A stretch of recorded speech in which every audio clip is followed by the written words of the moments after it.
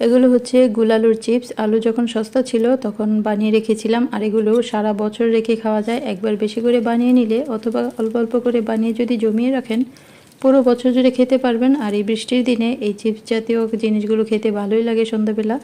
তো তেলের মধ্যে দেওয়ার সাথে সাথে এগুলো ফুলে ডাবল সাইজ হয়ে যায়। ভাজতে যেমন সুন্দর লাগে, খেতেও অসম্ভব মজা হয়। আর ভাজার শেষে এগুলোকে মশলা মাখিয়ে খেলে আরও বেশি ভালো লাগে। রাস্তায় বেরোলে বাসে চড়লেই দেখা যায় বাসের মধ্যে যে চিপসগুলো বিক্রি করে সেই টেস্ট পাবেন এগুলো হুবহু। যেহেতু সেটাও আলুর তৈরি, এটাও আলুর তৈরি, টেস্ট তো একই হবে, শুধু মশলা মাখিয়ে নিলেই এটার আসল টেস্ট পাওয়া যাবে। তো এখানে আমি লাল মরিচের গুঁড়া, বিট লবণ আর চাট মশলা দিয়ে মাখিয়ে নেব। এই চিপসটা ছোটো থেকে বড় সবাই খুবই পছন্দের একটা জিনিস। এভাবে বানিয়ে রেখে সংরক্ষণ করে সারা বছর রেখে খেতে পারেন। ভালো থাকুন। আর এর পুরো রেসিপিটা আমার পেজে আছে, প্রয়োজনে দেখে নেবেন। আল্লাহ হাফেজ। Thanks for watching. Happy cooking.